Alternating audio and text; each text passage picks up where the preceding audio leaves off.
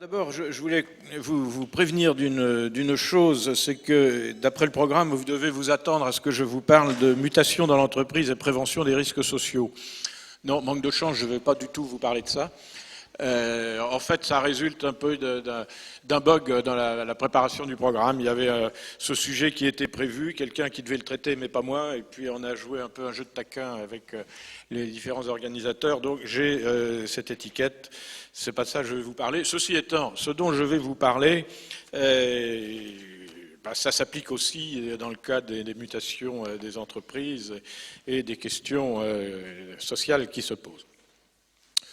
Voilà, alors moi ce que je vais faire, en fait, c'est, puisque nous sommes aujourd'hui dans l'après-midi et que la matinée était prévue surtout pour les questions fondamentales et l'après-midi pour les questions de mise en pratique, je vais vous parler un peu d'une méthode de mise en œuvre et d'évolution de l'éthique dans les entreprises et d'ailleurs plus généralement dans toutes les organisations humaines parce que les problèmes ne se posent pas seulement dans les entreprises.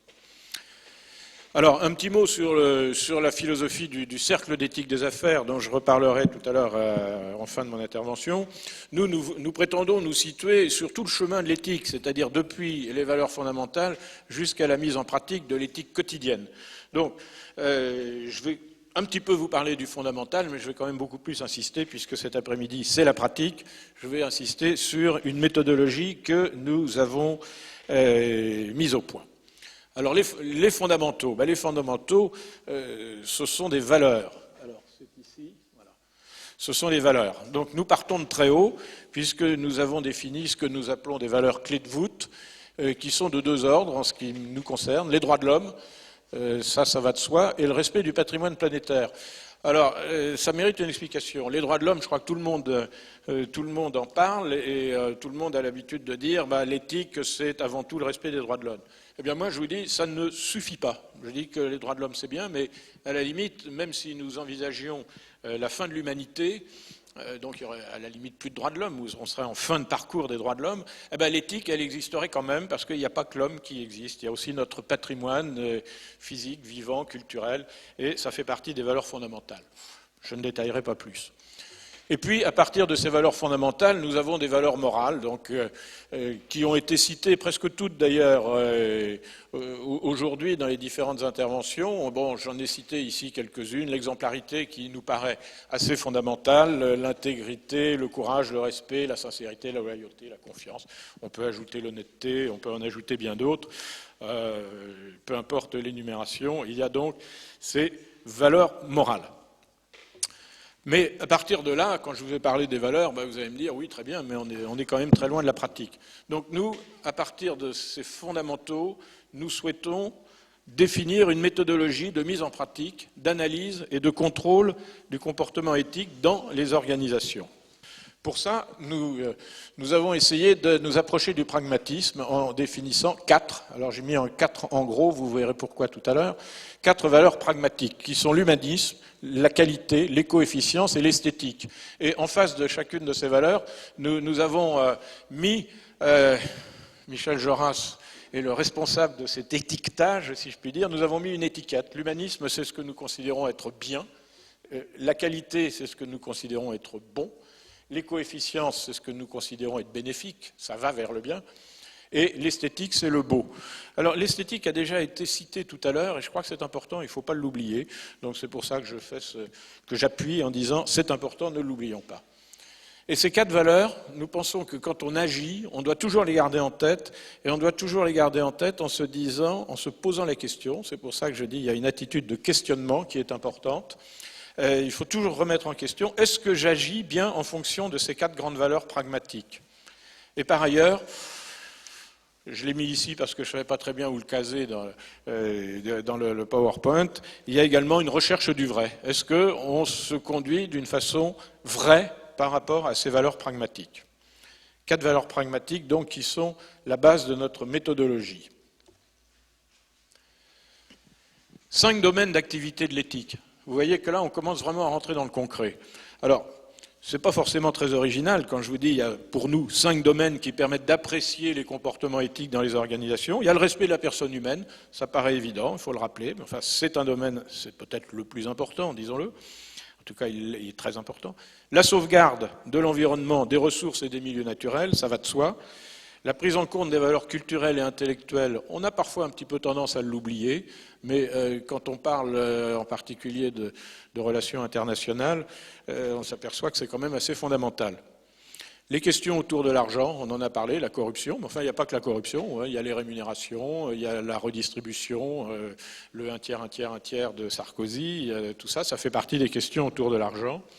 Et enfin, cinquième domaine, qualité de l'information et de la communication. Alors ça, je crois que c'est très important et que ça le sera de plus en plus. Ça l'est certainement beaucoup plus aujourd'hui qu'il y a 10 ans, et de toute évidence, dans 10 ans, ce sera encore plus important. Savoir informer, savoir le faire bien, savoir communiquer, sans raconter de salade. Si on raconte des mensonges, ce n'est pas la peine d'informer et de communiquer. Donc c'est la qualité de l'information plus que la quantité qui est importante. Quand on a défini ces 5 domaines, après on se dit, qu'est-ce qu'il faut pour avoir une attitude éthique? Nous avons pensé que, en respectant 6 exigences, c'est une sorte d'engagement, on s'engage à respecter un certain nombre d'exigences dans chacun de ces 5 domaines, eh bien là, on commence à être très concrètement éthique. Vous voyez, c'est vraiment c'est de la boîte à outils, mais c'est comme ça. Alors, je ne vais pas vous raconter d'où ça vient, tout cela, mais nous pensons que pour avoir une attitude bien éthique, il faut d'abord rédiger et proclamer. C'est-à-dire, je vais proclamer que j'ai l'intention d'être éthique. Je ne vais pas affirmer que je suis tout blanc, que je n'aurai jamais aucun problème éthique. C'est pas possible, et je crois d'ailleurs que ce ne serait pas très éthique de le dire, d'affirmer je suis éthique et je le serai toute ma vie, toujours sans aucune anicroche.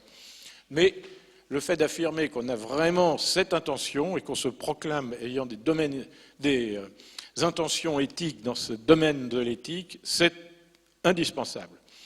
S'agissant d'une entreprise ou d'une organisation humaine, il faut qu'il y ait un responsable de l'éthique dans cette entreprise. Et il faut que ce responsable de l'éthique, sans trop détailler, soit un homme disposant d'une certaine initiative et d'une certaine indépendance vis-à-vis de la vie courante de l'entreprise. Il faut donc qu'il soit placé et qu'il ait un contrat, une lettre de mission claire, lui laissant la liberté de faire son travail. Autre exigence, il faut avoir bien conscience dans une organisation qu'il y a un certain nombre d'exigences qui sont imposées. Ce sont soit des exigences réglementaires, une entreprise doit en principe respecter la juridiction, la législation et les règlements. C'est pas toujours facile, d'ailleurs, ça n'a jamais été dit, mais parfois il y a des contradictions. C'est pas toujours possible. Et puis il y a aussi des conventions qui ne sont pas d'ordre réglementaire, qui sont d'ordre collectif, professionnel, ou des conventions internes à l'entreprise. Donc il faut que l'entreprise et ses membres soient conscients de tout ce qui existe, de tout ce qui s'impose à elle. La loi, les conventions, et puis les règlements intérieurs. Quand on commence à écrire tout ça, on prend conscience des vrais problèmes éthiques. Quatrième exigence, c'est celle des parties prenantes. Bon, il en a été beaucoup question ce matin. Effectivement, là encore, pour être éthique, il faut être conscient et il faut faire l'effort, c'est un effort, d'énumérer toutes ces parties prenantes et de mettre en face de chacune d'elles quels sont les risques qui existent en matière d'éthique.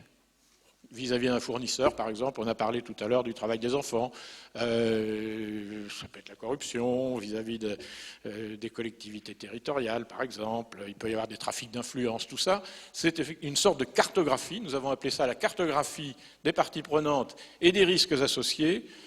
Pour avoir une véritable attitude éthique, il faut être conscient de ces parties prenantes et des risques qui leur sont associés.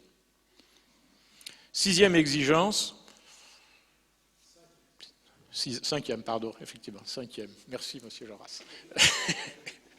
5e exigence, qui paraît un peu anecdotique, mais non, elle n'est pas anecdotique, c'est de se définir chaque année une action où on se dit là, je vais améliorer le comportement éthique de mon entreprise ou de mon organisation.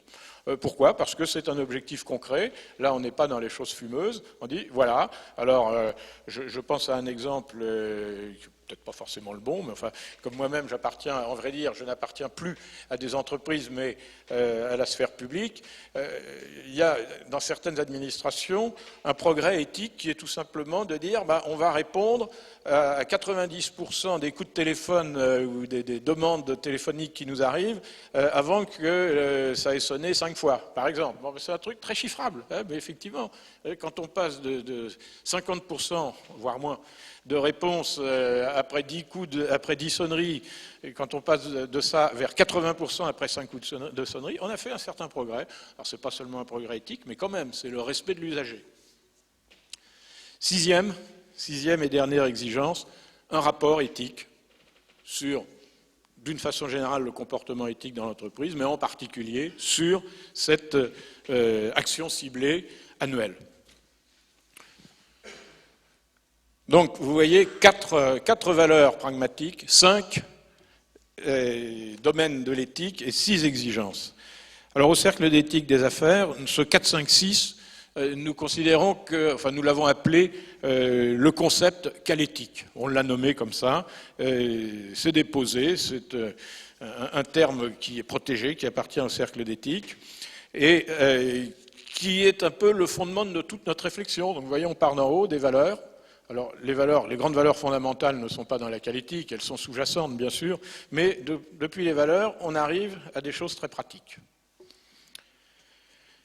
Nous avons d'ailleurs mis en place, à partir de ce concept qualéthique, ce que nous appelons le label qualéthique. Alors ça peut vous intéresser, je pense. Le label qualéthique, c'est un label qui est décerné, attribué à des organisations, en général des entreprises, qui s'engagent dans cette obligation éthique. Donc, encore une fois, c'est quelque chose de très concret. Quels sont les avantages? D'abord, c'est une sorte de participation, c'est un plus, participation au capital de l'entreprise, le capital éthique dont nous avons parlé. Avoir cette espèce de garantie qualéthique, c'est un plus affichable vis-à-vis des parties prenantes. Alors, quand je vous dis ça, ce n'est pas seulement pour une affirmation gratuite. En fait, ce label, il n'est pas décerné n'importe comment. Il est décerné à partir d'audits qui sont réalisés conformément aux normes habituelles en matière d'audit et en matière de contrôle de management. Donc c'est du sérieux et vous avez les normes ISO 17 et 21 000, bientôt une norme 26 000 qui approche. Toutes ces normes-là sont respectées dans l'attribution du label qualéthique. Voilà donc un peu ce que je voulais vous dire en vous parlant de cette méthodologie que nous proposons pour passer de la valeur de l'éthique à la pratique, la mise en pratique, le contrôle et la validation par un label. Pour terminer, une petite citation d'Octave Gélinier qui était le gourou, entre guillemets, du cercle d'éthique lors de ses premières années d'existence et qui nous inspire toujours. Donc c'est une sorte de définition de l'éthique des affaires, art d'éclairer les comportements en s'appuyant sur des valeurs cooptées. Éclairer les comportements, on retrouve également un mot qui a été cité, c'est celui du dilemme, parce que éclairer un comportement, c'est bien souvent résoudre un dilemme, ou du moins prendre une position face à un dilemme. Pour terminer, je voudrais vous dire donc un tout petit mot du cercle d'éthique des affaires.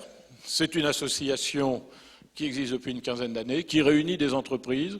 Actuellement, il s'agit surtout de très grandes entreprises, souvent membres du CAC 40, et qui réunit aussi des personnes. Ces personnes peuvent être, d'une part, des académiques, des universitaires, mais aussi beaucoup de patrons d'entreprises, d'anciens patrons d'entreprises, de cadres, de responsables des ressources humaines, et beaucoup de gens de bonne volonté. Je vous laisserai d'ailleurs ici sur cette table et sur la table dehors, une petite fiche qui vous permettra, si vous souhaitez en savoir plus sur le cercle, vous laissez vos coordonnées, téléphone, mail, et nous vous contacterons pour vous tenir au courant de nos activités. Merci.